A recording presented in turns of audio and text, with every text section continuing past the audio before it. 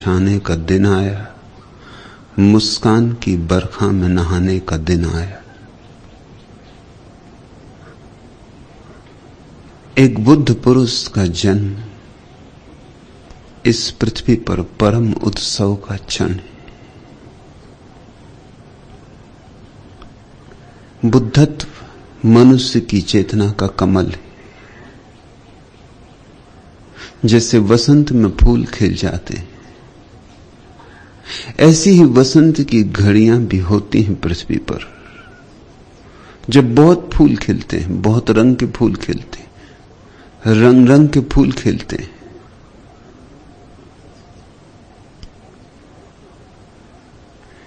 वैसे वसंत आने पृथ्वी पर कम हो गए क्योंकि हमने बुलाना बंद कर दिया।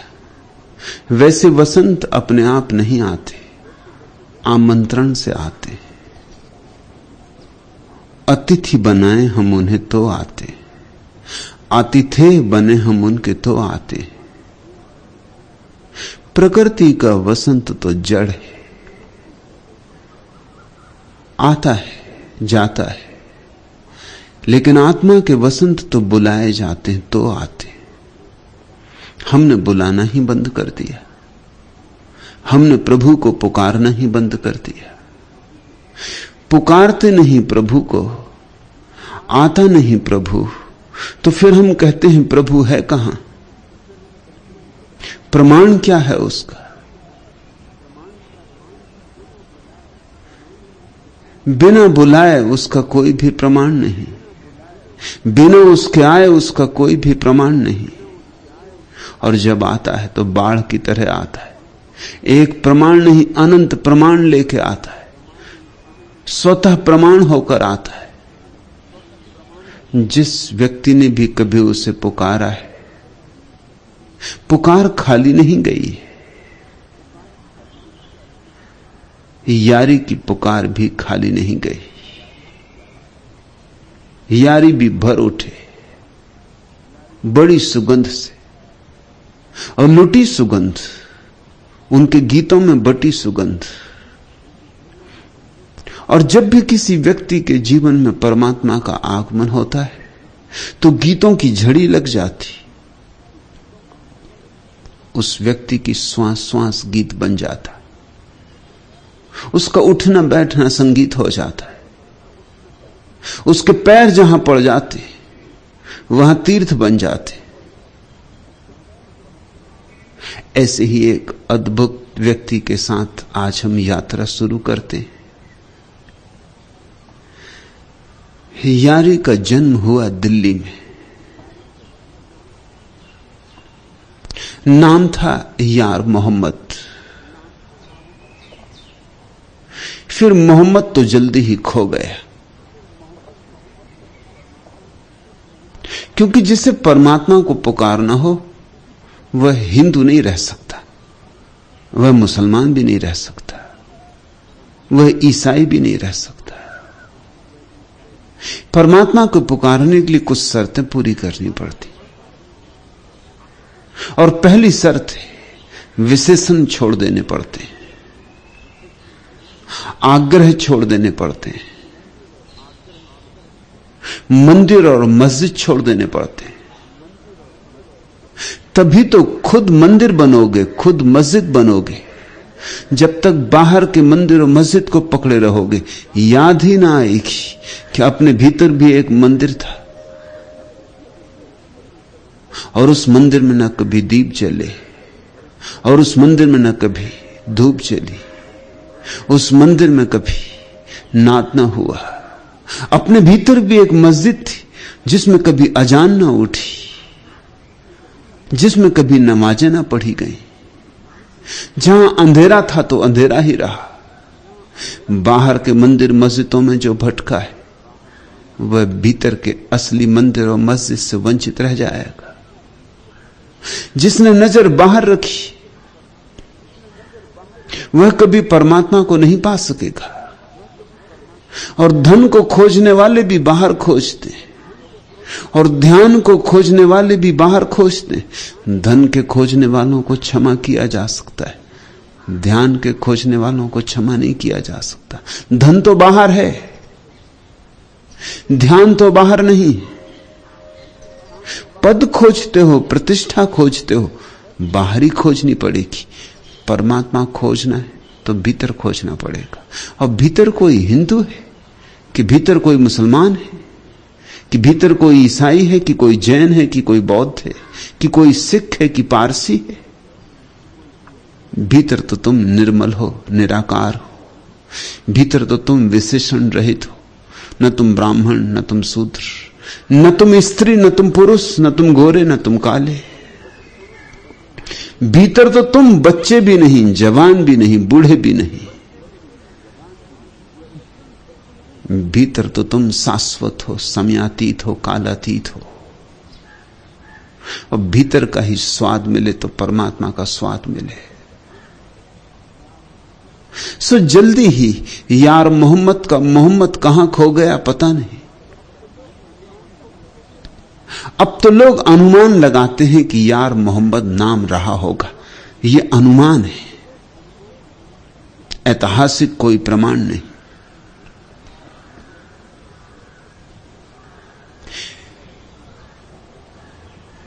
ऐसा ही होता है।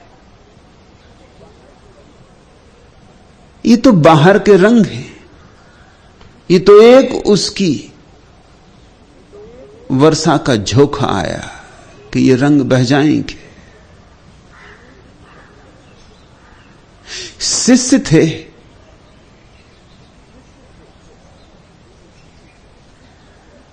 वीरू फकीर के। वीरू मुसलमान नहीं, वीरू तो जन्मे थे हिंदू घर में। लेकिन जब कोई ज्योति जलती है तो सब तरह के दीवाने चले आते, भांति भांति के परवाने चले आते। उस मदमस्ती में कौन देखता है कौन हिंदू कौन मुसलमान। वीरू खुद एक मुसलमान फकीर स्त्री के शिष्य थे, बावरी साहिबा के।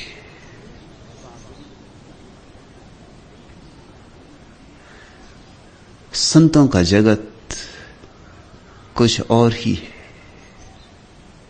वहां बाहर के भेदों का कोई मूल्य नहीं। यह स्त्री बावरी साहिबा भी बड़ी अद्भुत स्त्री थी। स्त्रियां तो थोड़ी ही हुई हैं जो अंगुलियों पर गिनी जा सके, उनमें बावरी भी एक है। उसका तो नाम भी पता नहीं। ऐसी पागल हुई प्रभु के प्रेम में कि बस इतनी ही याद रह गई कि बावरी थी, कि दीवानी थी, कि पागल थी।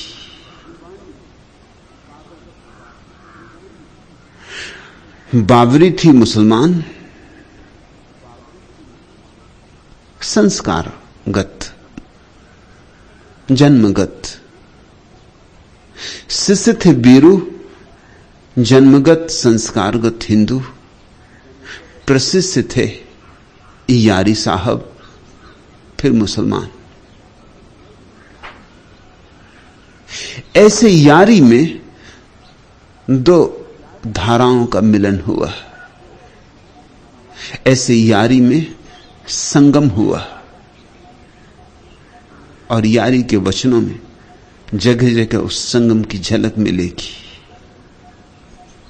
पहले मोहम्मद गया, फिर यार थे, यार से यारी हो गए। वह बात भी समझ लेनी चाहिए। यार का अर्थ होता है मित्र, यारी का अर्थ होता है मैत्री, मित्रता। जब अहंकार खो जाए तो फूल खो जाता है, सुवास रह जाती।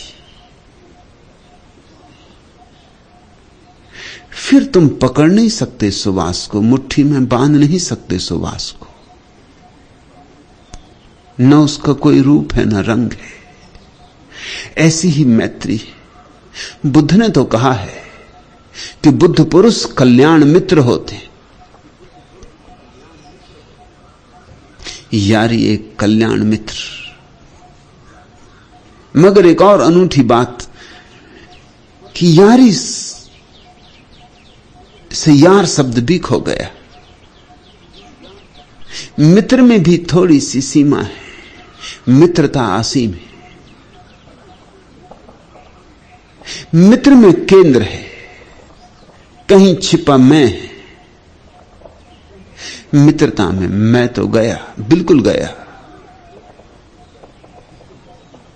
प्रेम अपनी परिशुद्धि में प्रकट होता है। मित्रता और मैत्री में भी थोड़ा फर्क है। मित्रता होती है दो व्यक्तियों के बीच, एक संबंध है मित्रता। मैत्री संबंध नहीं है, समाधि की अवस्था है। मैत्री दूसरा ना भी हो तो भी चलती है, तो भी बहती। मित्रता के लिए दूसरा जरूरी है, मैं और तू का नाता जरूरी है। मित्रता में द्वैत शेष रहता है, मैत्री में द्वैत भी अशेष हो जाता है। मैत्री का अर्थ है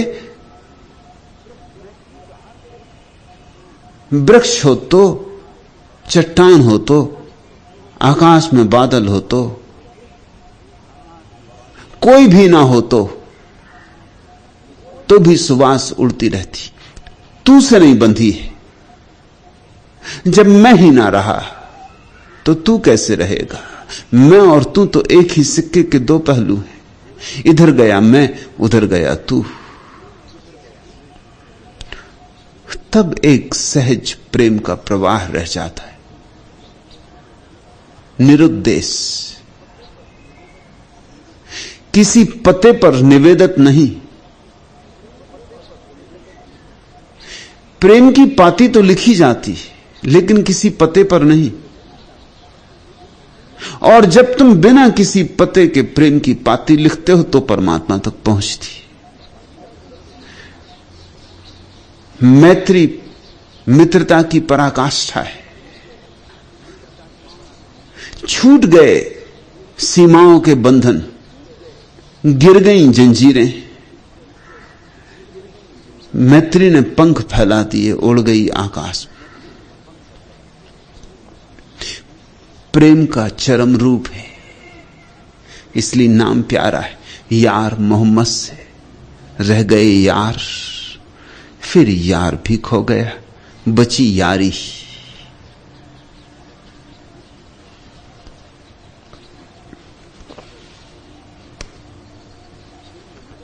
और इसलिए मैं कहता हूं, दिल में नए अरमान बसाने का दिन आया, गुंजे की तरह दिल को खिलाने का दिन आया, फूलों की तरह हंस तरह झुके छाने का दिन आया, मुस्कान की बरखा में नहाने का दिन आया। गिरने देना यारी के वचनों को जैसे वर्षा की बूंदा बांदी हो। गिरने देना उनके मेघ को तुम्हारे ऊपर। नहा लेना, यही वस्तुतः गंगा का स्नान है। संतों की वाणी बरस जाए तुम पर तो देह ही नहीं शुद्ध हो जाती, प्राणों के प्राणों तक भी शुद्धि पहुंच जाती। तन ही नहीं नहा लेता, मन ही नहीं नहा लेता, तन और मन के पीछे छिपा हुआ साक्षी भी सारी धूल झाड़ के उठ बैठता है। नींद टूट जाती है और तुम्हारे भीतर जो कली न मालूम कितने दिन से बेखिली पड़ी थी, खिल उठती। खिले हुए फूलों के संग साथ का यही तो अर्थ है। खिले हुए फूलों के संग साथ का यही तो प्रयोजन कि तुम्हें भी याद आ जाए कि तुम भी खिलने को आए थे यहां, और बिना खिले मत लौट जाना। तुम्हें भी याद आ जाए कि खिलना तुम्हारी भी क्षमता है, तुम्हारा भी स्वभाव है। ऐसे करना यारी का सत्संग।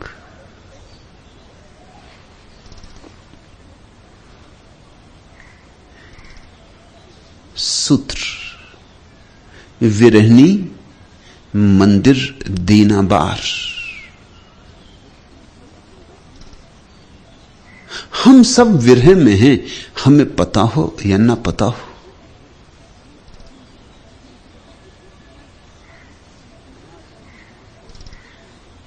बीमार तो बीमार है, बीमार को पता हो या ना पता हो।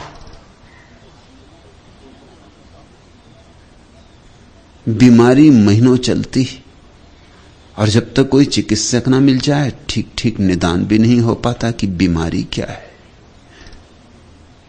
नहीं मिला था चिकित्सक तो भी बीमारी तो चलती थी। रूस में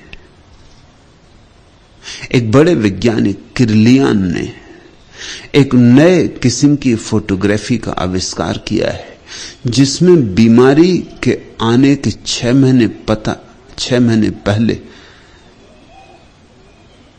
बीमारी का पता चल जाता है।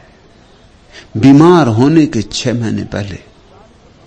अभी बीमार को भी 6 महीने बाद पता चलेगा, और बीमार को भी पता चलते चलते जब महीने 2 महीने बीत जाएंगे तब वो चिकित्सक के पास जाएगा। लेकिन किरलियान फोटो से 6 महीने पहले पता चल जाता है कि किस तरह की बीमारी, किस भांति की बीमारी पकड़ने वाली। कहीं बीमारी ने पकड़ ही लिया है किसी गहरे तल पर। उस गहरे तल से आते आते तुम्हारे चेतन तक, अचेतन से चेतन की यात्रा करते करते समय लगेगा। फिर कुछ दिन तो तुम टालोगे, कुछ दिन तो तुम मन समझा लोगे कि यूं ही होगा, कि सर्दी जुकाम है, कि सिर दर्द है, कि थकान है, कि काम ज्यादा है, कि कल रात ठीक से सो नहीं पाए। टालते रहोगे कुछ बहाने खोजकर। और कुछ बीमारियां तो ऐसी हैं कि आदमी जिंदगी भर टाल सकता है, और कुछ बीमारियां तो इतनी सूक्ष्म हैं कि टालने की जरूरत ही नहीं पड़ती, पता ही नहीं चलता है। उतनी सूक्ष्म बुद्धि ही कम लोगों के पास है, उतनी प्रकीर्ण संवेदनशीलता ही बहुत कम लोगों के पास है। फिर शरीर की बीमारियों की बात हुई, ये तो मन की बीमारियां और भी गहरी हैं। मनोवैज्ञानिक तो कहते हैं कि 4 में से 3 लोग मानसिक रूप से बीमार हैं। 4 में से 3 तो बड़ी संख्या हो गई। और मनोवैज्ञानिक ये भी कहते हैं कि चौथा स्वस्थ है, ये भी हम गारंटी से नहीं कह सकते। 3 तो निश्चित बीमार है, चौथा संदिग्ध है। ये तो खूब बात हुई।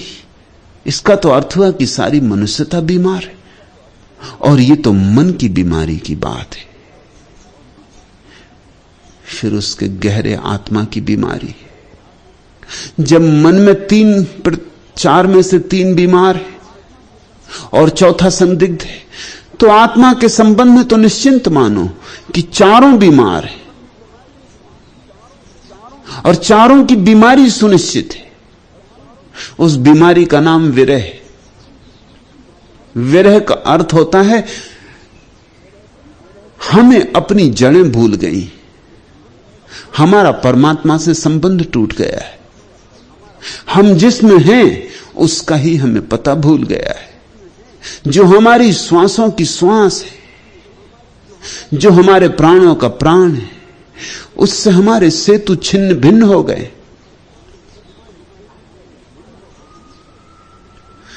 जो हमारा आनंद बनेगा उसकी ही तरफ हमने पीठ कर ली, और जो हमें शाश्वत जीवन का द्वार खोलेगा, हम उस द्वार से विपरीत भागे जा रहे हैं। हम धन की तलाश में हैं, ध्यान की तलाश में नहीं। धन बाहर है, बहुत दूर है, क्षितिज की भांति है, भागते रहो कभी मिलता नहीं। और ध्यान भीतर है। भागो तो नहीं मिलता, रुक जाओ तो मिल जाता है, ठहर जाओ तो मिल जाता है। और हम सब भाग रहे हैं, और हर भाग दौड़ हमें अपने से ही दूर लिए जा रही, अपने ही स्रोत से दूर लिए जा रही। जैसे कोई वृक्ष भागने लगे, बस फिर दुर्दिन आए, क्योंकि जड़ें उखड़ जाएंगी। और जहां प्राणों के स्रोत थे, जहां जल स्रोत थे, जिस भूमि से भोजन मिलता था, उससे नाते छिन्न भिन्न हो जाएंगे। जैसे कोई वृक्ष आवारा हो जाए, गुमक्कड़ हो जाए, खानाबदोश हो जाए, तो क्या खाक जिएगा? जल्दी ही हरियाली खो जाएगी, जल्दी ही वृक्ष झड़ जाएंगे। कलियां फूल तो ना बनेंगी, कलियों की ही तरह ही झड़ जाएंगी और धूल में मिल जाएंगी। फूल फिर कभी ना खिलेंगे। वसंत तो आता रहेगा, जाता रहेगा, मगर इस वृक्ष के जीवन में फिर कोई वसंत से संबंध ना होगा। और वर्षा भी आएगी और बादल भी घिरेंगे और मेघ भी बरसेंगे, लेकिन इस वृक्ष पर अब हरी पत्तियां ना फूटेंगी, अब नए कलगे ना निकलेंगे। ये वृक्ष तो रूखा सूखा मुर्दा, अस्थिपंजर मात्र, सब तरफ से उद्विग्न, विक्षिप्त, भटकता रहेगा। ऐसे हम हो गए, ऐसा मनुष्य हो गया है। विरह का अर्थ है जिसके साथ हमारे जीवन का सारा सार है, उससे ही हम टूट गए। जो हमारे प्राणों का प्राण, जो हमारा प्यारा है, उससे ही हम विमुख हो गए। सन्मुख हो जाओ, उसकी तरफ आंखें उठाओ, उससे गले लग जाओ, उसमें डूबो, और उसमें डूबकर ही तुम पाओगे कि तुमने अपने को बचा लिया। और अपने को जो बचाएंगे वो अंततः पाएंगे कि बुरी तरह डूबे, बुरी तरह टूटे, बुरी तरह मिटे। बचे तो नहीं, सब गमा बैठे। ऐसे लोग जो परमात्मा के विपरीत जीते हैं, खाली हाथ ही आते और खाली हाथ ही जाते, और भी ज्यादा खाली हाथ जाते। वे लोग जो परमात्मा में जीते हैं, वे भरे भरे जीते हैं। उनकी जिंदगी में एक परितोष होगा, एक अपूर्व आनंद होगा, एक उत्सव होगा। उनसे गीत फूटेंगे, उनसे नृत्य उमगेंगे, उनके पैरों में घूंघर बंधेगी। पद घुंघरू बांध मेरा नाची रे। वे थोड़े से मत वाले लोग ही जीवन के रहस्य को पहचान पाते और जीवन के रस को पी पाते। और जीवन का रस अमृत है, जिसने पी लिया उसकी फिर कोई मृत्यु नहीं, और जो बिना पिए रह गया उसका कोई जीवन नहीं। झूठा ही जीता है वह, ऐसे ही ऊपर ऊपर जीता है वह। उसका जीवन नपुंसक है, उसमें कोई ऊर्जा नहीं। विरहणी मंदिर दीनाबार, ये तुमसे कहा है, ये सबसे कहा है, उन सबसे कहा है जो परमात्मा के विपरीत जी रहे और विरह में तड़फ रहे। समझ में भी नहीं आता कि विरह किस बात का है। ऐसा लगता तो है, आभास तो होता है कि कुछ खोया खोया है, कुछ जो होना था नहीं हुआ है। ऐसी कुछ कुछ झलक तो मिलती है, लेकिन बड़ी धुंधली धुंधली, आभास मात्र, अनुमान सा लगता है। अंधेरे में देखा हो जैसे, ऐसा प्रतीत होता है। और उसी आभास के कारण हम और भी तेजी से दौड़ने लगते हैं कि जरूर कुछ खोया है और पाना है, मगर जो खोया है वो भीतर खोया है और दौड़ते हम बाहर हैं। जितना दौड़ते हैं उतने ही दूर निकल जाते हैं उससे जिसे पाना है।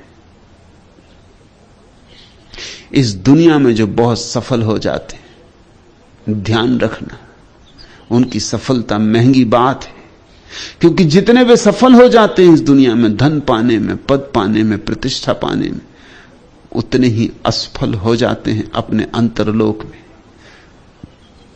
इधर धन के ढेर लग जाते, उधर भीतर दरिद्रता के ढेर लग जाते।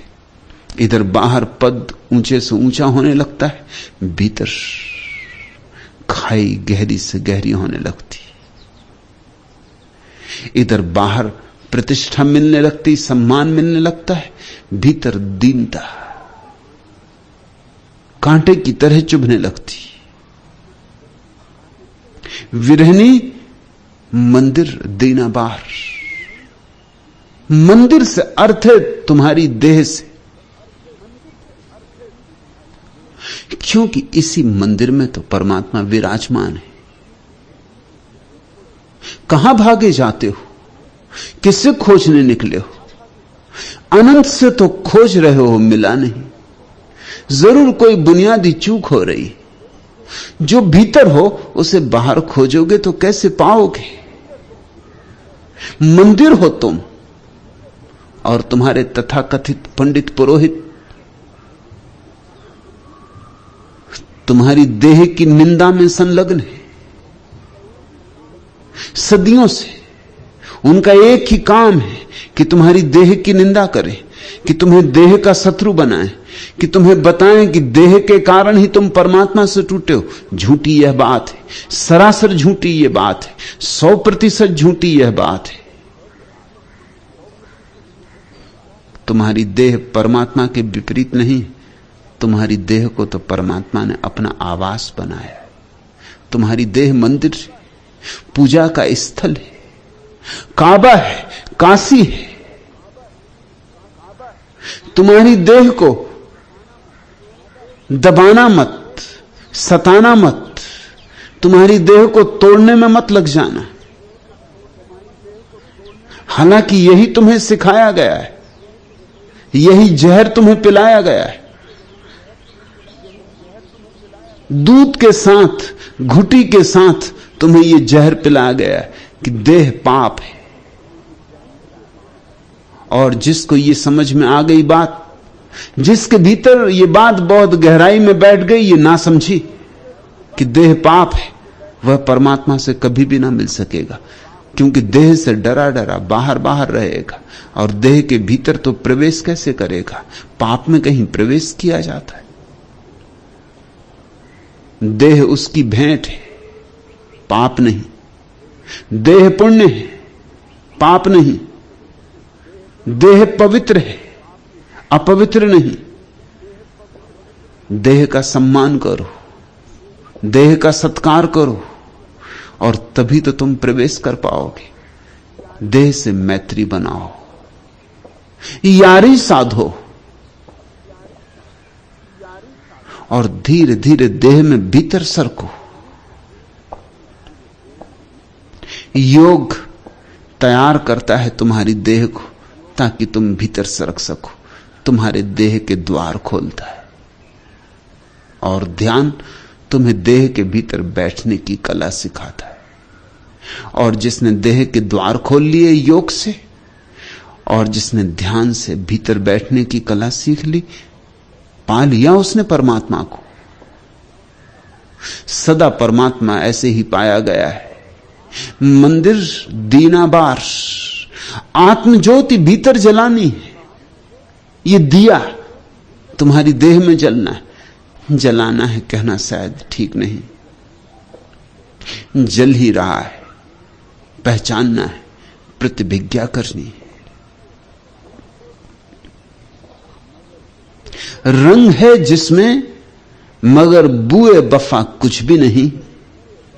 ऐसे फूलों से न घर अपना सजाना हरगिज। दिल तुम्हारा है वफाओं की परिस्थिति के लिए। इस मोहब्बत के सिवाले को न ढाना हरगिज।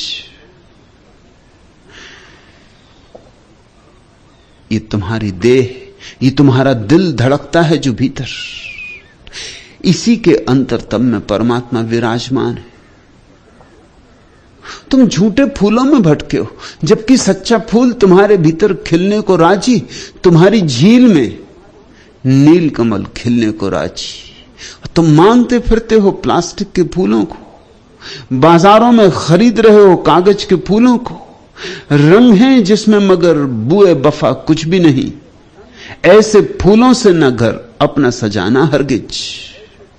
दिल तुम्हारा है वफाओं की परिस्थिति के लिए, इस मोहब्बत के सिवाले को न ढाना हरगिज। उतरो देह की सीढ़ियों से, पाओगे हृदय को, वह तुम्हारा अंतर्गृह।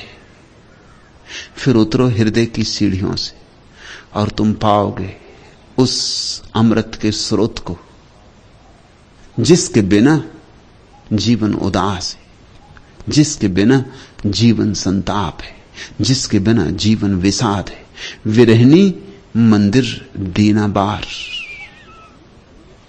ए विरही लोगो, अपने घर में आत्मज्योति को जलाओ, या जलती आत्मज्योति को पहचानो।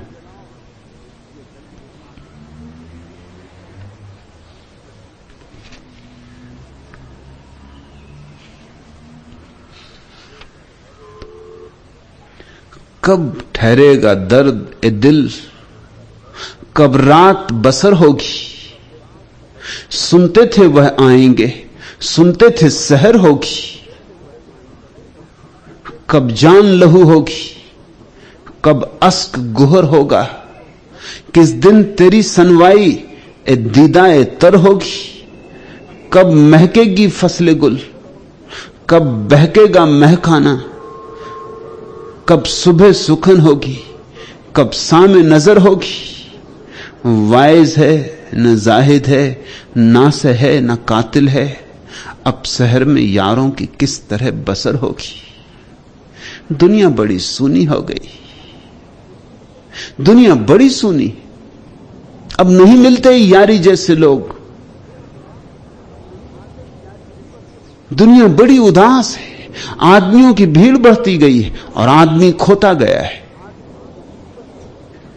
आदमियों की भीड़ बढ़ती गई है और आत्मा खोती गई है। अब नहीं मिलते वे प्यारे लोग, या बड़ी मुश्किल से मिलते। कभी गांव-गांव उनके दिए जलते थे, कभी बस्ती बस्ती उनकी रोशनी से रोशन थी। इस जमीन ने बड़े प्यारे फूल उगाए। क्यों ऐसा हो गया? अब प्यारे फूल क्यों नहीं उगते? झाड़ियां अब भी हैं, मगर गुलाब के फूलों के दर्शन नहीं होते। कहीं कोई बुनियादी चूक हमारे दृष्टिकोण में हो गई। हम ज्यादा से ज्यादा बहिर्मुखी हो गए और अब तो बहिर्मुखता की हद आ गई। अब तो इस हद के आगे गए तो मौत है, इस हद के आगे गए तो आदमी समाप्त है। अब तो लौट पड़ना होगा, अब तो फिर खोए खजाने खोजने होंगे। कब ठहरेगा दर्द ए दिल, कब रात बसर होगी। सुनते थे वह आएंगे, सुनते थे सहर होगी। सदियों सदियों तक लोगों ने परमात्मा की प्रतीक्षा में दिन और रातें बिताई थी। अब तो याद भी नहीं आती। अब तो परमात्मा हमारी जिंदगी का हिस्सा ही नहीं। अब तो हम परमात्मा शब्द का भी उपयोग करते हैं तो औपचारिक ढंग से करते हैं। अब उसमें अर्थ नहीं रह गया, क्योंकि अर्थ हम डालते ही नहीं तो उसमें अर्थ आएगा कहां से? शब्दों में अर्थ नहीं होते, अर्थ तो जीवन से डालने होते। कब ठहरेगा दर्द दिल, कब रात बसर होगी, कब टूटेगी ये रात और दिल की ये बेचैनियां और दिल की ये दुख भरे क्षण कब समाप्त होंगे? सुनते थे वह आएंगे, सुनते थे सहर होगी, सुनते रहे हैं कि सुबह होगी, सुबह होगी, होती मालूम नहीं होती। अंधेरा सघन से सघन होता जाता है।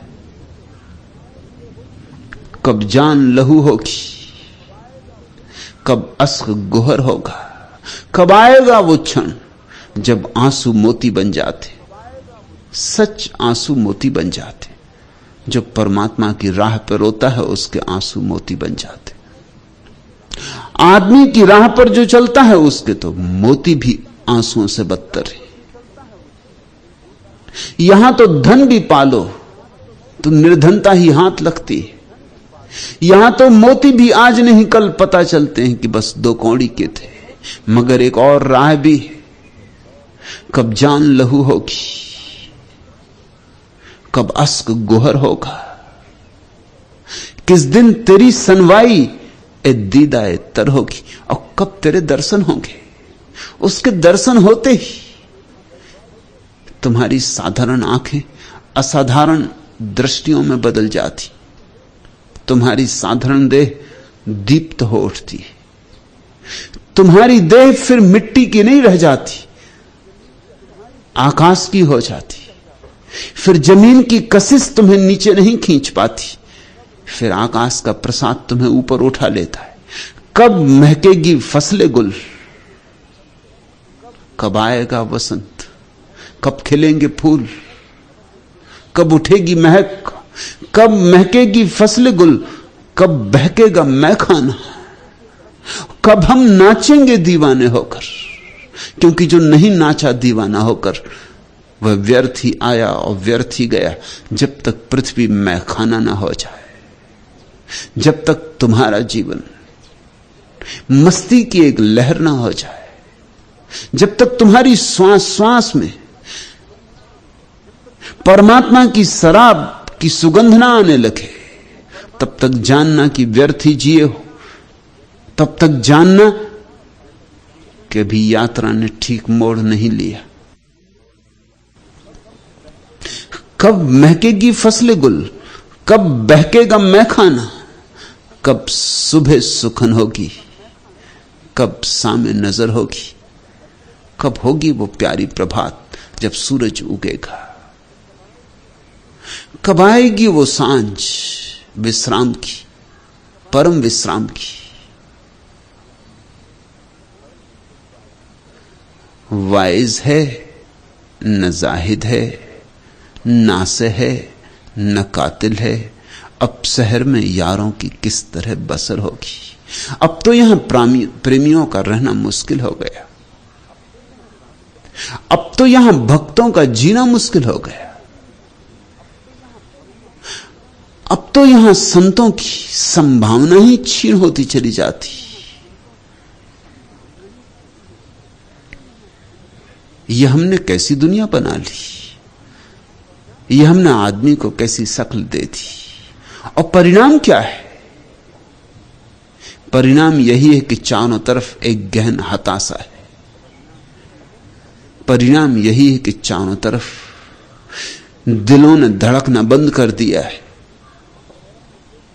आंखों में मस्ती नहीं, प्राणों में कोई गीत नहीं, पैरों में कोई नृत्य नहीं। परिणाम यही है कि थके मांदे किसी तरह धक्के खाते भीड़ के हम अपनी कब्रों की तरफ बढ़े जाते। कहीं कोई तारा नहीं दिखाई पड़ता, दूर आकाश में भी कोई तारा नहीं दिखाई पड़ता। तारे ही तारों से भर जाता है आकाश, बस भीतर की ज्योति दिखाई पड़ जाए पहले, वहीं से शुरू होती है ठीक ठीक यात्रा। जिसने भीतर ज्योति देखी उसे चारों तरफ ज्योतिर्मय के दर्शन होने लगते हैं। विरहनी मंदिर दीना बार, इसलिए यारी कहते हैं एक काम कर लो, तुम्हारा विरह मुझे छूता, तुम्हारा दुख मुझे छूता, तुम्हें मैं कुंजी देता हूं। विरहनी मंदिर दीना बार, बिन बाती बिन तेल, जुगति सो बिन दीपक उजियार। मैं तुम्हें एक ऐसी युक्ति देता हूं, एक ऐसा चमत्कार तुम्हारे भीतर घट सकता है, क्योंकि मेरे भीतर घटा है। जो एक के भीतर घटा है सबके भीतर घट सकता है। बिन बाती बिन तेल, वहां भीतर एक ज्योति जलती है, उसमें तेल नहीं डालना पड़ता, उसमें बाती नहीं लगानी पड़ती। वहां कोई दीपक भी है यह कहना ठीक नहीं, मगर उजियारा बहुत है, रोशनी बहुत है। जिन दियों में तेल भरना पड़ता है वे तो बुझ जाएंगे, आज नहीं कल बुझ जाएंगे, तेल चुकेगा और बुझ जाएंगे। जिनकी बाती लगानी पड़ती, बाती जल जाएगी और बुझ जाएंगे। जिन्हें दियों की जरूरत पड़ती, मिट्टी के दिए हैं, कभी भी टूट जाएंगे। एक ऐसी ज्योति खोजनी है, और वह ज्योति हमारा स्वरूप सिद्ध अधिकार है। हम ही हैं वह ज्योति। न जहां तेल है, न बाती है, न दिया है, और उजियारा बहुत। मगर तुमने तो भीतर आंख फेरनी ही बंद कर दी। तुम्हारी आंखें तो बाहर ऐसी अटक गई कि भूल ही गई कि भीतर भी एक लोक है। दौड़े चले जाते हो, बाहर की चीजों में बहुत चमक मालूम पड़ती, बहुत चौंधियाए हुए हो। बिन बाती बिन तेल जुगति सो बिन दीपक उजियार। ये अपूर्व घटना घटती है साधक को, और जिस दिन ये घटती है उस दिन ही परमात्मा का रहस्य पहली दफा अनुभव में आता है। रहस्यों का रहस्य कि हमारे भीतर एक शाश्वत उजियाला है, जो जन्म के पहले भी था और मृत्यु के बाद भी रहेगा। और ऐसा उजियाला जिसका कोई कारण नहीं, जो अकारण है। चूंकि अकारण है इसलिए बुझाया नहीं जा सकता, चूंकि अकारण है इसलिए मौत भी उसे मिटा ना सकेगी। मिट्टी का दिया होता तो मौत मिटा देती। तुम देह नहीं हो,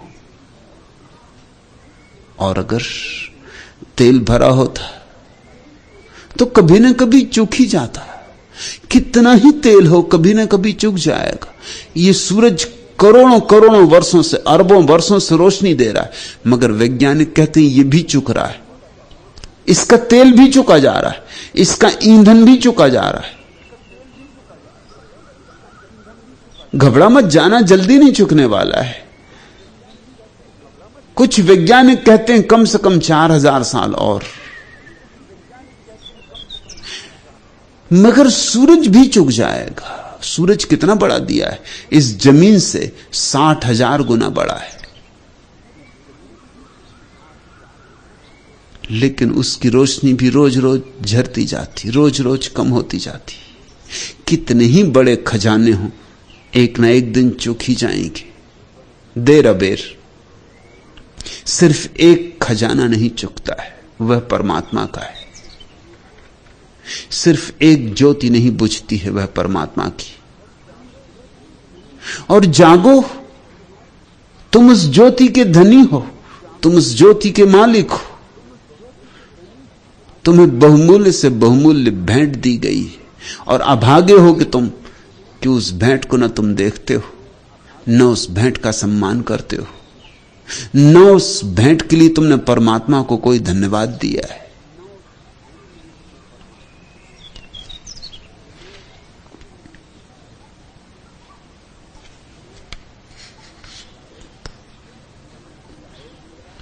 मालिकाए सहर जिंदगी तेरा, शुक्र किस तौर से अदा कीजिए।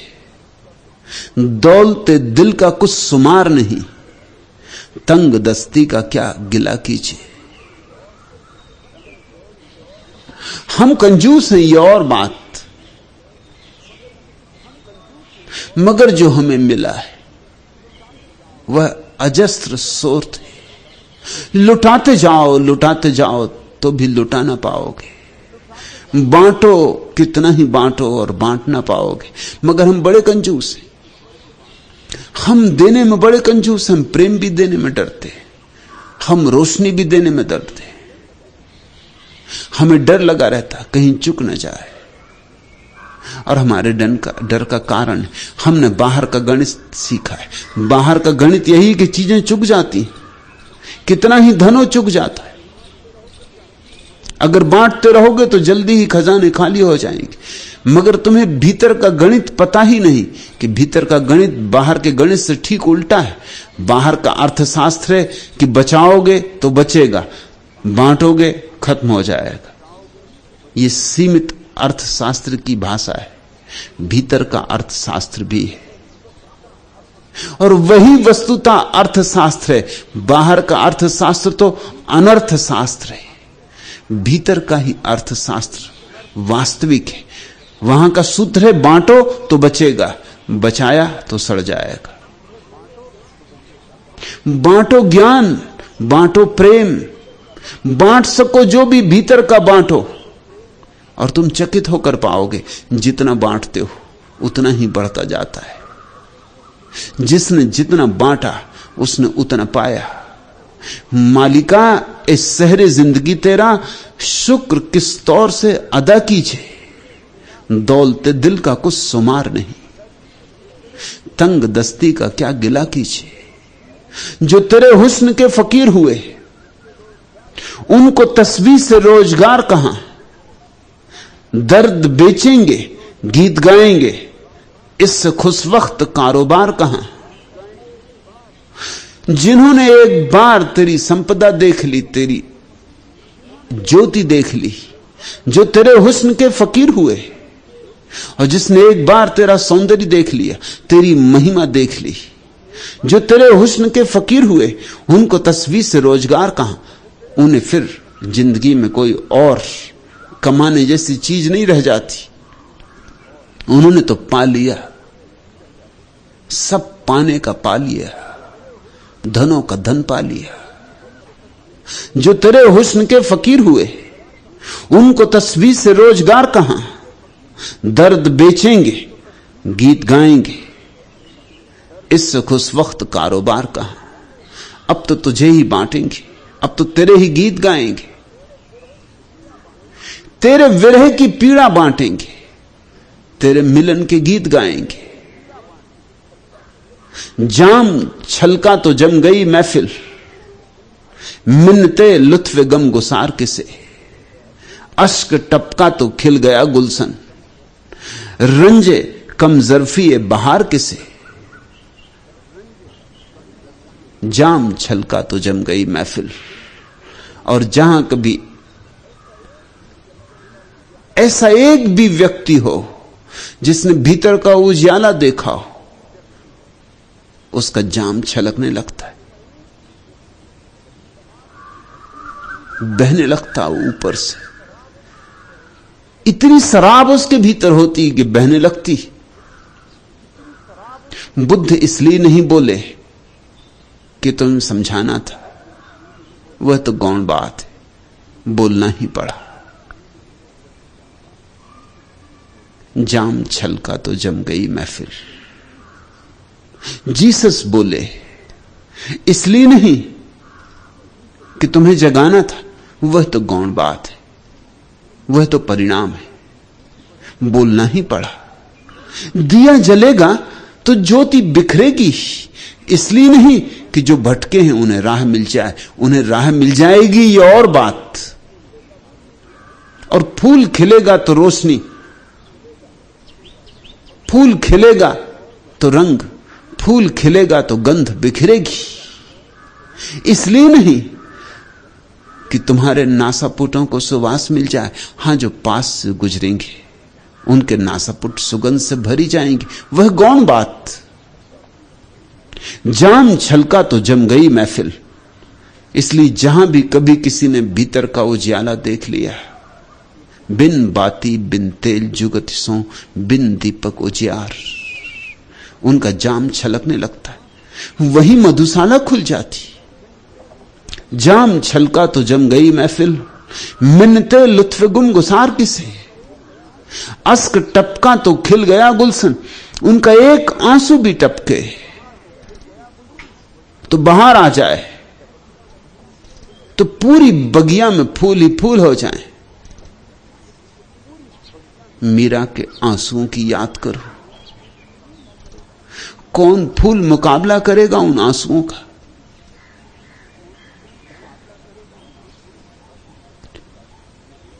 अश्क टपका तो खिल गया गुलशन, रंजे कम जरफी बहार किसे। खुश नसी है कि चश्म और दिल की मुराद, दैर में है न खानकाह में। हम कहां किस्मत आजमाने जाएं, हर सनम अपनी बारगाह में। और ये बड़ी खुशी की बात है, ये सुषमाचार, इसे खूब गांठ बांध के हृदय में रख लेना। खुश नसी है कि चश्म और दिल की मुराद, दैर में है न खानकाह में। न तो वो मंदिर में है ना वो मस्जिद में। ये खुश नसीब हो तुम। कहीं मंदिर में होता तो बहुत मुश्किल हो जाती। पंडित पुरोहित तुम्हें वहां तक पहुंचने ही ना देते। मैंने सुना है कि एक निग्रो एक रात एक चर्च के द्वार पर दस्तक दिया, लेकिन चर्च था सफेद चमड़ी वालों का। पादरी ने द्वार तो खोले, लेकिन पादरी डरा। यद्यपि यही पादरी रोज रोज प्रवचन देता था कि सब परमात्मा के बेटे हैं, एक ही परमात्मा के बेटे हैं। और यही पादरी रोज रोज समझाता था कि अपने पड़ोसी को वैसा ही प्रेम करो जैसा अपने को। और यही पादरी यह भी कहता था कि परमात्मा प्रेम है। लेकिन ये काला आदमी, ये निग्रो रात चर्च के द्वार पर दस्तक देगा। पादरी थोड़ा डरा। वह चर्च तो सफेद चमड़ी वालों का था। उस निग्रो ने कहा, मुझे भीतर आने दो। तुम्हारी बातें सुन सुन के मेरी हिम्मत बढ़ गई है। तुम कहते हो प्रेम परमात्मा, तुम कहते हो पड़ोसी को प्रेम करो जैसा अपने को प्रेम करते। मैं भी पड़ोसी हूं तुम्हारा। और तुम कहते हो सभी उसकी संतान है, मैं भी उसकी संतान हूं। मुझे भीतर आने दो। मेरे हृदय में भी बड़ी पुकार उठी है और मैं उसकी प्रार्थना करना चाहता हूं। पादरी एकदम ना भी ना कह सका, क्योंकि कैसे झुठलाए उन सारी बातों को जो उसने हमेशा कही। और हां भी ना कह सका, क्योंकि वे तो बातें ही थी, वे तो करने के लिए अच्छी थी। कुछ बातें होती जो सिर्फ करने की होती, कहने की होती, बात के ही लिए होती। जिंदगी उनसे बिल्कुल भिन्न होती। असलियत तो यह थी कि काला आदमी भीतर प्रवेश करे, ये उसकी हिम्मत ना थी। उसने तरकीब निकाली। पंडित पुरोहित तो सदा से चालबाज रहे, सदा से चालबाज और चतुर रहे। चतुर थे इसलिए तो पंडित पुरोहित हो गए, चालबाज थे इसलिए तो पंडित पुरोहित हो गए। सदियों से उन्होंने शोषण किया है अपनी चालबाजी से। उसे एक चालबाजी समझ में आई। उसने कहा कि जरूर जरूर तुम आना, लेकिन पहले पवित्र हो लो, उपवास करो, प्रार्थना करो, सब पाप छोड़ो, काम वासना छोड़ो, क्रोध छोड़ो, लोभ छोड़ो। उसने इतनी लंबी फेहरिस्त दी, इसी आशा में कि ना कभी ये निग्रो ये बातें पूरी कर पाएगा और न ये झंझट खड़ी होगी इसके मंदिर में प्रवेश की। जैसे शूद्र को ब्राह्मण प्रवेश ना करने दे मंदिर में, वैसी ही स्थिति अमेरिका में निग्रो के ऊपर है। निग्रो शूद्र हो गया है, उसका प्रवेश नहीं हो सकता चर्च में। पुरोहित खुश था। फिर उसने इतनी लंबी दी थी कि बड़े बड़े संत भी पूरी नहीं कर पाए, और जब कर पाएगा पूरी तब देखेंगे। चला गया निग्रो, सीधा साधा आदमी। मान ली उसने बात की तो ठीक ही है, जब पवित्र हो जाऊं तभी तो प्रार्थना करूंगा। उस भोले आदमी को यह ख्याल ना आया कि सफेद आदमियों पर यह शर्त लागू नहीं होती। किन किन सफेद लोगों से तुमने कहा है, किन किन गोरों को तुमने कहा है कि पवित्र होकर आओ? मुझ अकेले पे यह शर्त लागू होती? चला तो गया,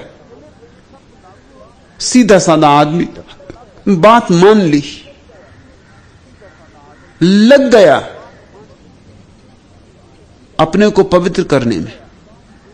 3 सप्ताह बाद पादरी चौंका, क्योंकि सुबह ही सुबह सूरज उग रहा था, द्वार खोल रहा था पादरी चर्च के, कि देखा कि वो नीग्रो आ रहा है। वो बहुत घबराया, अब ये फिर बात उठाएगा। और घबराहट और भी बढ़ गई, क्योंकि उस नीग्रो के आसपास पवित्रता का एक ऐसा आभा मंडल था जैसा कि इस पादरी ने कभी नहीं देखा था। इसने तो आभा मंडल देखे थे केवल संतों की तस्वीर में, उस नीग्रो के चारों तरफ आभा मंडल था। एक अपूर्व अंतर्ज्योति से दैदीप्यमान वह नीग्रो चला आता था। उसे किस मुंह इंकार करेगा, अब तो बड़ी मुश्किल हुई जाती। लेकिन वो नीग्रो आया, द्वार के बाहर ही खड़ा हुआ, हंसा और वापस लौट गया। पादरी तो और भी चौंका कि बात क्या हुई, भागा, उस नीग्रो को पकड़ा, कहा कि क्या बात है, हंसे क्यों, लौट क्यों चले, पूछा क्यों नहीं मंदिर में आने के लिए। उस नीग्रो ने कहा, कल रात परमात्मा प्रकट हुआ। 3 सप्ताह से उपवास करता था, प्रार्थना करता था, पूजा करता था, बस उसकी ही याद में लगा दिए थे 3 सप्ताह। तुमने जो कहा था, कल रात परमात्मा प्रकट हुआ, और कहने लगा, पागल, तू उस चर्च में जाने की फिक्र छोड़।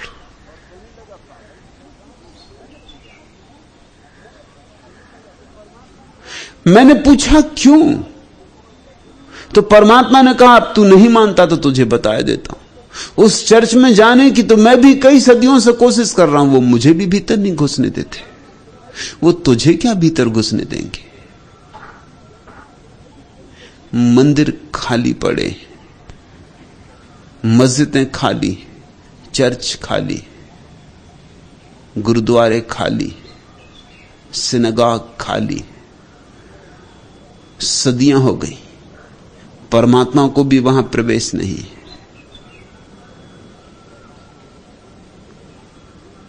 लेकिन यह अच्छा ही है, खुश नसी हैं कि चश्म और दिल की मुराद, कि हमारे अंतरतम की आकांक्षा और हमारी आकांक्षा, आंखों की आकांक्षा, उसके दर्शन की इच्छा और दिल को उसके दिल में डुबा देने की इच्छा। खुश नसी हैं कि चश्म और दिल की मुराद, दैर में है न खानकाह में। अच्छा ही है कि वो हमारी आंखों का प्यारा, आंखों का तारा और हमारे दिल की प्यास न तो मंदिरों में है न मस्जिदों में। हम कहां किस्मत आजमाने जाएं, अब कहीं और भाग्य को आजमाने की जरूरत नहीं। हर सनम अपनी बारगाह में, अपने भीतर, अपनी बाहों में है।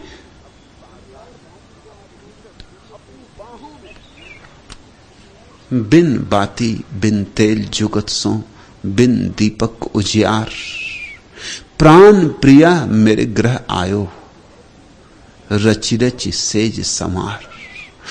ऐसी तुम्हें जरा सी स्मृति आ जाए तो बस प्राण पिया आ गया।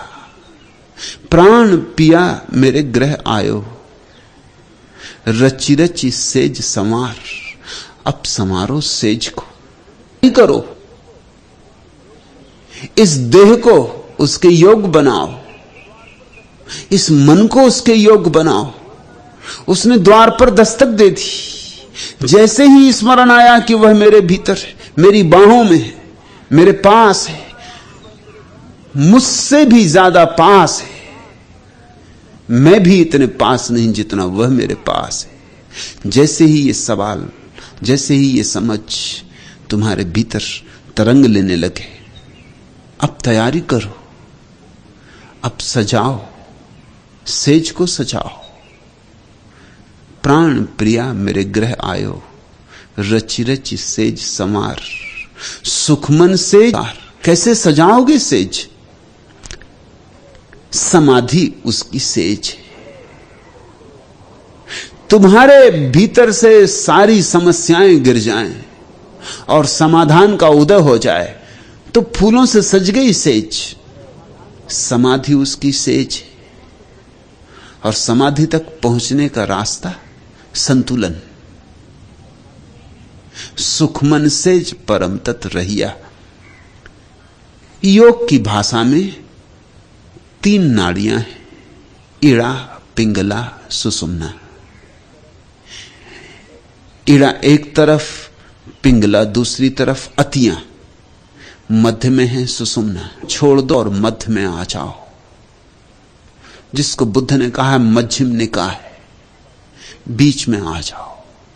पाइथागोरस ने जिसको कहा है स्वर्ण नियम, मध्य में आ जाओ। न बाएं झुको न दाएं झुको,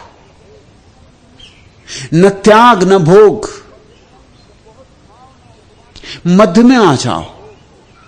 न बहुत खाओ न उपवास करो, मध्य में आ जाओ। न संसार में आसक्ति रखो न विरक्ति रखो, मध्य में आ जाओ। न तो संसार में ही डूब रहो और न संसार से भग, जैसे जल में कमलवत। बस सज गई सेज, संतुलन बना तुम्हारे भीतर कि सेज सज गई। ख्याल रखना, भोगी तो चूकता ही चूकता है, त्यागी भी चूक जाता है। भोगी चूक जाता है क्योंकि धन पद प्रतिष्ठा को पागल की तरह पकड़ता है। त्यागी छूट जाता है क्योंकि वह धन पद प्रतिष्ठा को पागल की तरह छोड़ता है। पकड़ोगे, जोर से पकड़ोगे, वह भी गलत है। छोड़ने का आग्रह करोगे, वह भी गलत है। न तो यहां कुछ पकड़ने योग्य है न कुछ छोड़ने योग्य है। देख लो, सार देख लो और संतुलित हो जाओ। महावीर ने इसे सम्यक्त्व कहा है। मध्य में आ जाओ, समतुल हो जाओ। प्राण प्रिया मेरे गृह आयो, रचि रचि सेज समार। सुखमन सेज परम तत्व रहिया। एक बार तुम संतुलित हो जाओ तो जो परम तत्व है बस प्रकट हो जाए। जो है वह प्रकट हो जाए। पिया निर्गुण निरकार। न तो उस प्यारे का कोई गुण है न उस प्यारे का कोई आकार है। देह के भीतर जाओ, मन का भी आकार है, उतना ठोस नहीं जितना देह का। देह का आकाश ऐसे है जैसे चट्टान का आकार, मन का आकार ऐसे है जैसे जल की धार का आकार, बदलता भागता परिवर्तनशील, पर आकार तो है। देह से चलो भीतर और मन से भी चलो भीतर तो तुम पाओगे शून्य आकाश, निराकार। न वहां चट्टान जैसा आकार है स्थिर और न वहां मन जैसा आकार है चंचल। तुम परमात्मा से मिल सकते हो। उस अवस्था में ही विरह मिलन में रूपांतरित होगा। गावौरी मिली आनंद मंगल, यारी मिलके यार। फिर हो जाएगा प्रीतम से मिलन। फिर तो बचेगी एक ही बात, गावौरी मिली आनंद मंगल। इसलिए तो संतों ने खूब गाया, खूब जी भर गाया। सारे संतों ने गाया, जिससे जैसे बना वैसे गाया। वे कोई गायक नहीं है, न कोई कवि है, न कोई संगीतज्ञ है। इससे जो भी वाद्य बज सका बजाया। उसमें तुम कला मत खोजना, कला गौण है। उसमें तो तुम आत्मा खोजना, भाव खोजना।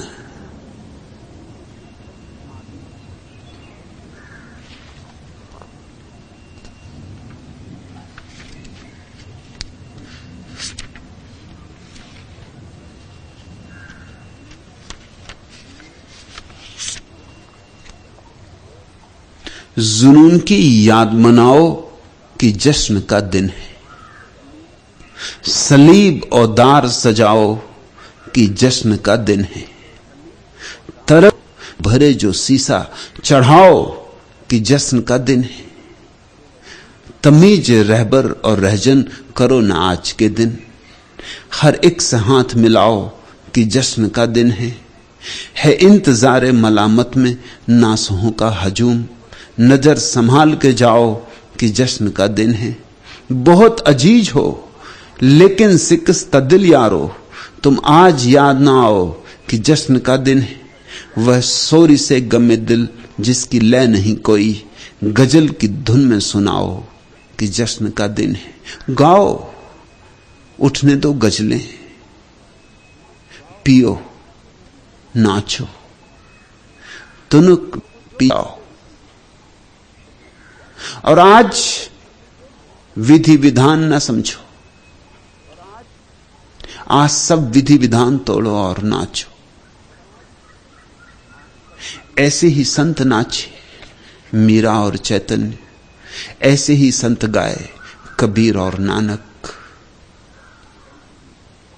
जुनून की याद मनाओ कि जश्न का दिन है। ऐसे ही पागल हुए, मदमस्त हुए। इसी मदमस्ती से अद्भुत वचनों का जन्म हुआ है। गावरी आनंद मंगल यारी मिलके यार, यही नहीं होंगे। इनकी हरियाली में तुम उसकी हरियाली पाओगे, इनके फूलों में तुम उसकी खिलावट देखोगे। यही होंगे चांद तारे, मगर यही नहीं होंगे। इनसे उसकी रोशनी को झरते पाओगे। यही होंगी गंगा और जमन, मगर यही नहीं होंगी। ये आकाश से उतरने लगेंगी, ये आकाशीय हो जाएंगी। यही होंगे लोग, मगर यही नहीं होंगे, क्योंकि इनके भीतर जो छिपा है उसका तुम्हें दर्शन होने लगा। भीतर देखते हो। तुम न आए थे तो हर चीज वही थी कि जो है। आसमां हद नजर, राह गुजर, सीसाए मैं। और अब सीसाए में राह गुजर, रंग फलक, रंग है दिल का मेरे खून जिगर होने तक। चंपई रंग कभी राहते दीदार का रंग, सुरमई रंग की है सायते बेजार का रंग। जर्द पत्तों का खस औखार का रंग, सुर्ख फूलों का दहकते हुए गुलजार का रंग। जहर का रंग, लहू का रंग, सबेतार का रंग। आसमां राह गुजर, शीशाए में कोरे। फिर से एक बार हर एक चीज वही हो कि जो है। आसमां हद नजर, राह गुजर, शीशाए में। ज़ैन फकीर कहते हैं, साधक 3 अवस्थाओं से गुजरता है। पहली, जब पहाड़ हैं और नदियां हैं। दूसरी, जब पहाड़ नहीं रह जाते, नदियां नहीं रह जाती। और तीसरी, जब पहाड़ फिर पहाड़ हो जाते हैं, नदियां फिर नदियां हो जाती। प्यारा वचन है यह। पहले पहाड़ है, जैसे तुमने देखे, धूल भरी आंखों से,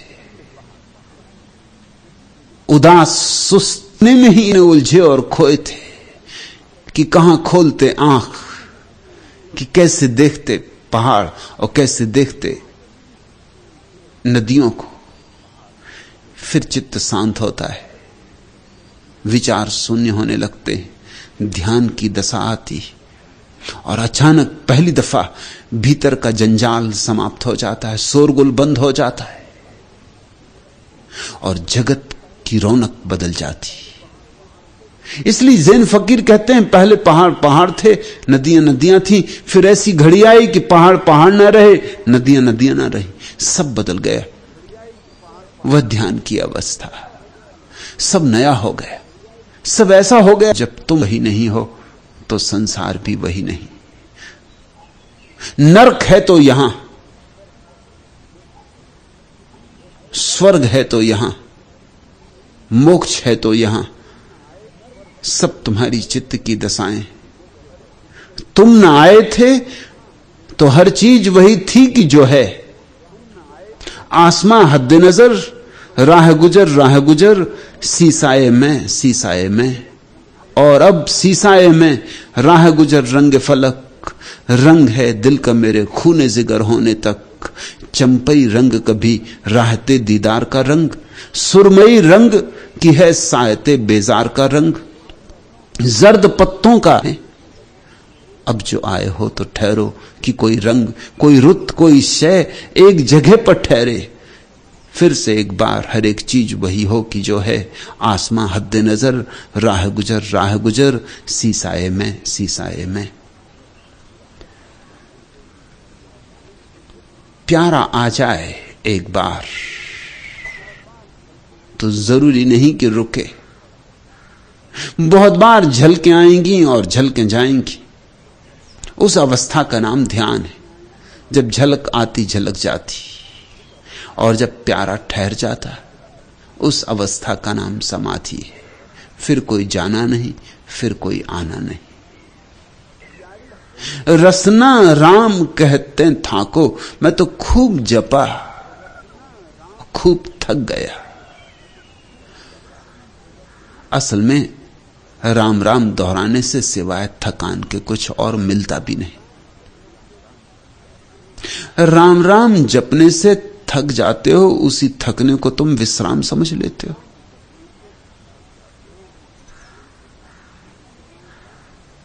थकान और विश्राम में बड़ा भेद है। थकान नकारात्मक अवस्था है, विश्राम विधायक अवस्था है।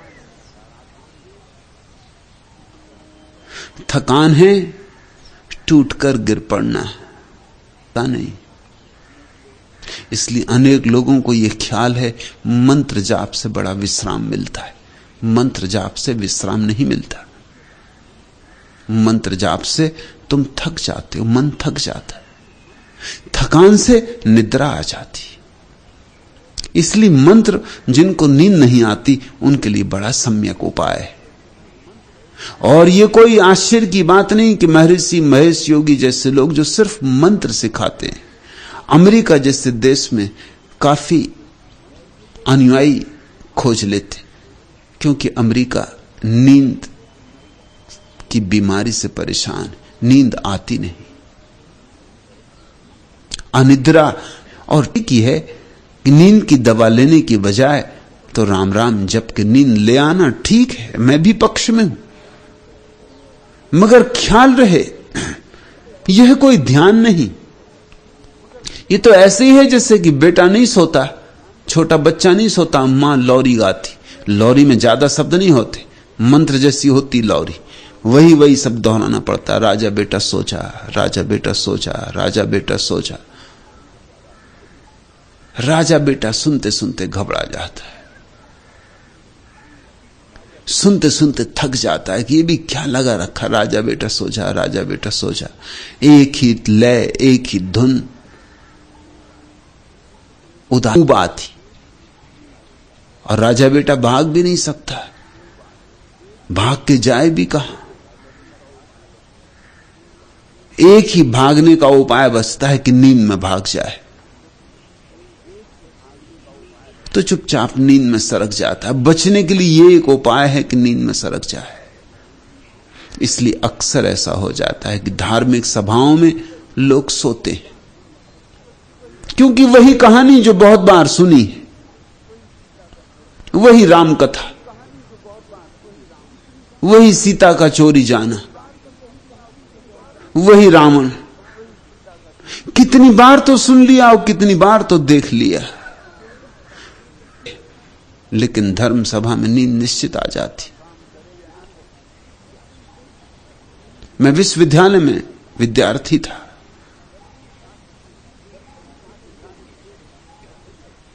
दर्शन शास्त्र में एक प्रोफेसर थे जिनको मानना पड़ेगा कि वो इस ढंग से बोलते थे कि जो रात भर भी ठीक से सोया हो उसे भी नींद आ जाए। तो जब भी कोई विद्यार्थी, कोई संगी साथी नींद से परेशान होता, मैं कह देता कि तुम उनकी क्लास में चले जाओ। और ये बात, क्योंकि उनकी कक्षा में भीड़ काफी लोगों की होती। परीक्षा के दिनों में तो बहुत लोग जाते, क्योंकि परीक्षा के दिन में विद्यार्थियों को घबराहट में नींद नहीं आती। मगर उनकी वाणी सुनते ही, संस्कृत के पंडित थे और संस्कृत के बड़े उल्लेख देते थे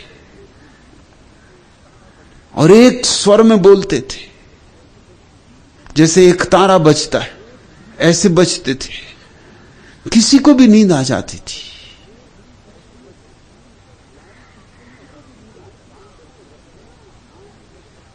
यारी कहते हैं रसना राम कहते थाको, मैं थक गया राम राम रटते रटते। जी, ये मैं क्या पागलपन करता रहा कि राम राम रटता रहा। प्यास बुझे यदि चाखो, प्यास बुझती है अगर पानी को पियो तो। बैठ के जपते रहो H2O H2O H2O, पानी का मूल सूत्र। शायद नींद आ जाए मगर प्यास तो ना बुझे, और प्यास ना बुझे तो नींद भी कितनी देर रहेगी, जल्दी ही टूटेगी। प्यास नींद को तोड़ देगी।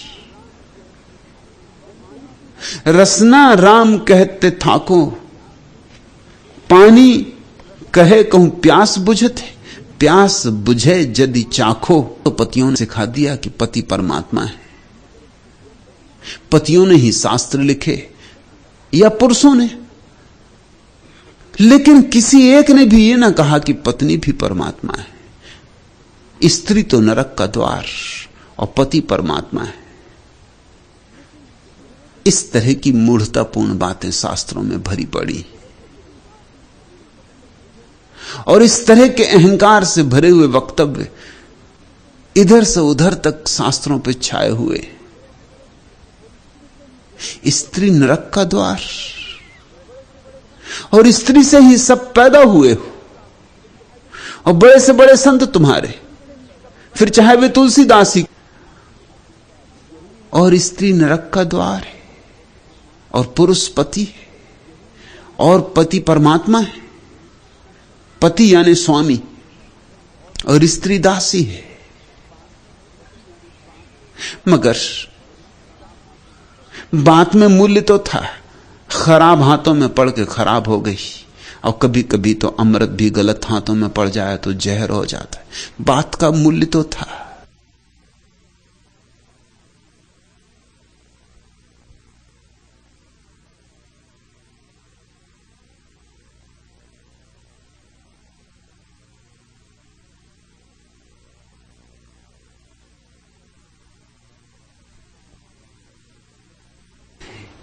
स्त्री पति का नाम नहीं लेती, यद्यपि जानती है, भीतर भीतर जानती है, बाहर बाहर नहीं लेती, आदरवश नहीं लेती। इस बात का यारी ने खूब ठीक उपयोग किया। यारी कहते हैं मुझे भी पता है उसका नाम, लेकिन ले नहीं सकता, आदर के कारण नहीं लेता हूं। अब भीतर भीतर रखता हूं, भीतर भीतर संभालता हूं।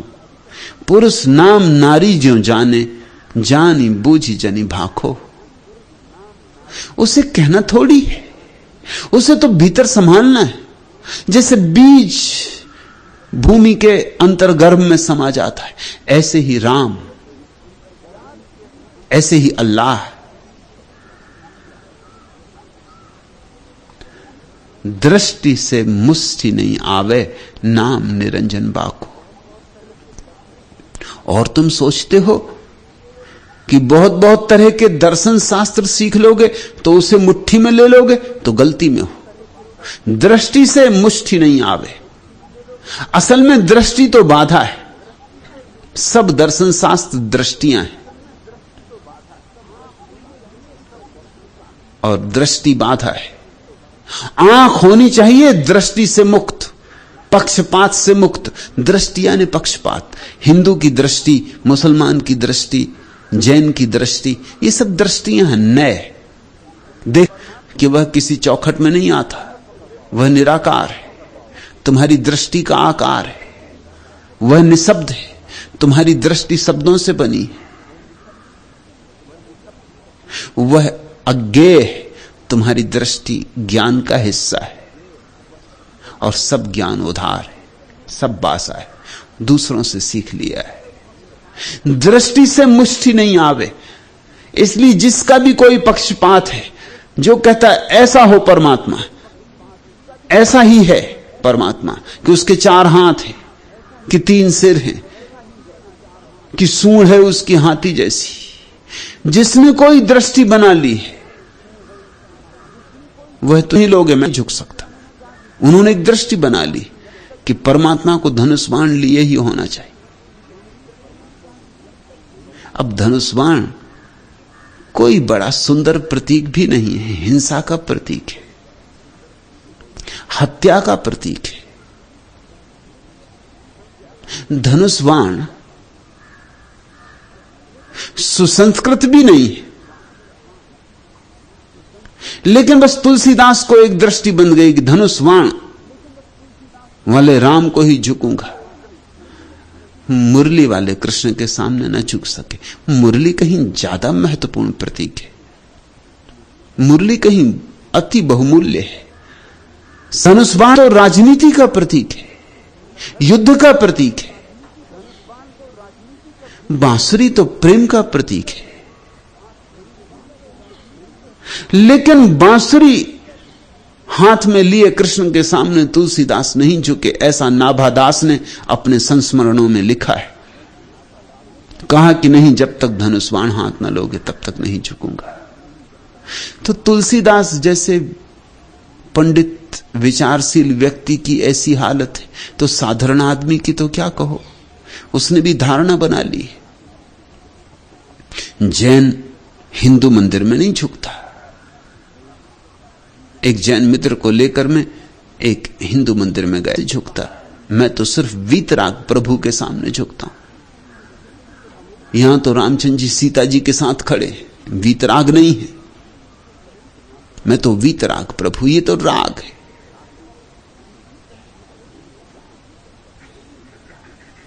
ये तो आभूषण पहने खड़े, मुकुट बांधा हुआ है। मैं नहीं झुकूंगा।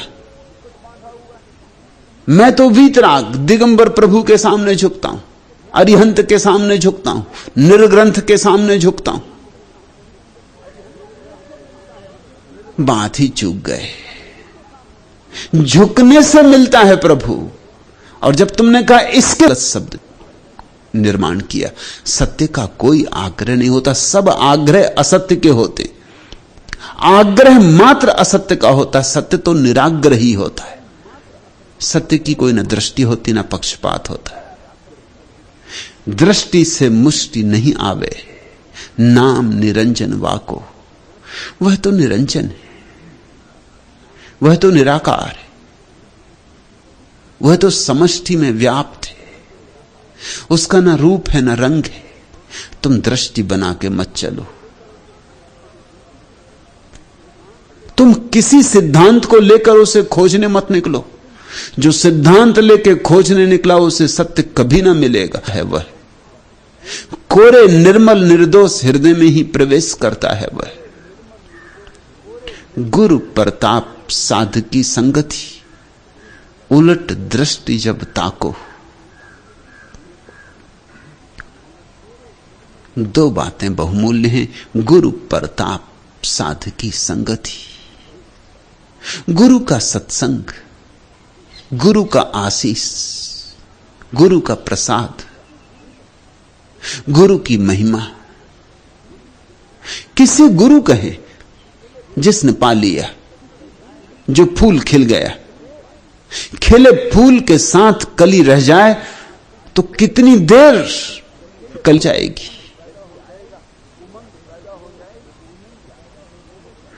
तुमने देखा, मृदंग पर थाप पड़ी और तुम्हारे पैर भी थाप देने लगते। क्या हो गया तुम्हें? मृदंग की थाप तुम्हारे भीतर भी किसी सोए हुए संगीत को जगाने लगी।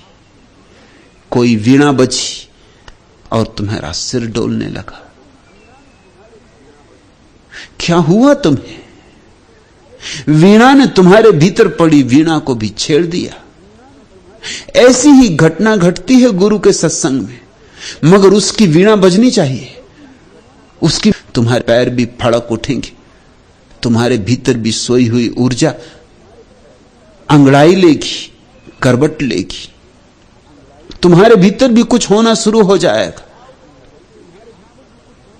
तुम अपने को अचानक पाओगे कि जैसे एक धारा में पड़ गए, एक प्रवाह में पड़ गए जो ले चला तुम्हें सागर की तरफ। गुरु प्रताप साधकी संगति। तो ऐसे के साथ होना जिसने पा लिया, और ऐसों के साथ होना जो पाने की राह पे चल पड़े, साधकी संगति। बुद्ध ने 3 शरण कहे, बुद्धम शरणम गच्छामि। संभव होगी कि तुम धर्म की शरण जा सकोगे। पहले उसको पकड़ो जो जाग गया, फिर उनके साथ हो लो जो जागने की यात्रा में संलग्न है, उनकी रौ में बह जाओ। ध्यान रखना, अकेले अकेले यात्रा कठिन है। अकेले अकेले भटकने की बहुत संभावना है। जब लोग किसी दुर्गम यात्रा पर निकलते हैं तो संग साथ में निकलते, 10-5 मित्र साथ होकर निकलते, क्योंकि बहुत डर है, जंगली जानवर है, अंधेरी रातें हैं, लुटेरे होने लगी कि दूसरे को जगा देगा, पहरा जारी रहेगा, सुरक्षा बनी रहेगी। इसलिए समस्त जागृत बुद्धों ने संघ का निर्माण किया है। यही मेरे सन्यास का अर्थ है। मेरा साथ तो तुम्हें मिले ही, लेकिन साध संग भी मिले, सन्यासियों का रंग भी मिले। और जहां बड़ी उतंग लहर चल रही हो, जहां बहुतों ने अपनी बूंदों को मिला के एक उतंग लहर बनाई हो, अगर तुम उस पर चढ़ जाओ तो बहुत यात्रा आसान हो जाएगी। ऐसा ही समझो ना, नदी में छोड़ते हैं नाव को, और अगर हवा जा रही हो तो पाल खोल देते। सत्य खोज में संलग्न होते हैं तो हवाएं बहती हैं परमात्मा की तरफ। समझदार आदमी अपनी नाव का पाल उनके साथ खोल लेता है।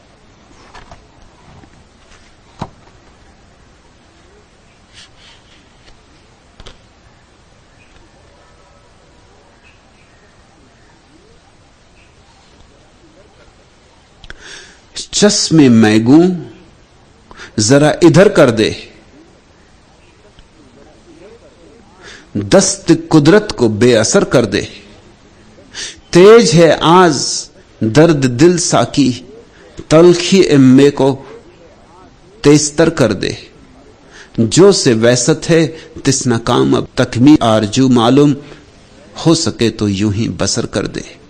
चश्मे मैगू जरा इधर कर दे, मद भरी आंख जरा इधर कर दे, दस्त कुदरत को बेअसर कर दे, और प्रकृति का जो मेरे ऊपर प्रभाव है उसे बेअसर कर दे। सदगुरु की आंख हो जाए तुम्हारी तरफ। चश्मे मैगू जरा इधर कर दे। उसकी आंख में मद भरा है परमात्मा का, उसकी आंख में शराब ढल रही परमात्मा की।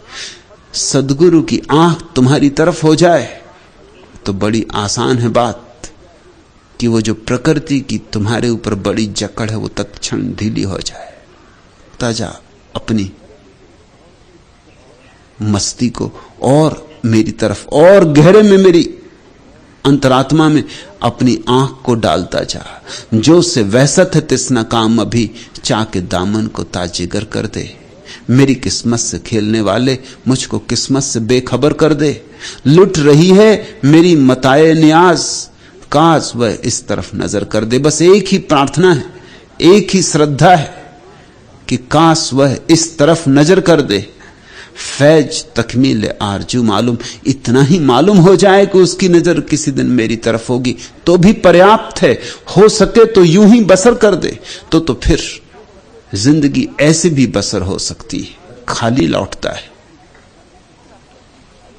गुरु प्रताप साध की संगति, उलट दृष्टि जब ताको, दृष्टि को उल्टा करना है, आंख को भीतर ले जाना है। कौन पलटाएगा तुम्हारी आंख भीतर? बाहर देखने की आदत जड़ हो गई। जिसने अपनी आंख भीतर पलटा ली वही तुम्हें सूत्र दे सकता है, वही तुम्हें जुगति सिखा सकता है, युक्ति दे सकता है। यारी कहे सुनो भई संतो, वज्र बेधि किए नाको। कठिन मार्ग है, घबराहट ना पकड़ ले, भीरुता ना पकड़ ले, टूट जाती है वज्र जैसी कठिनाइयां भी।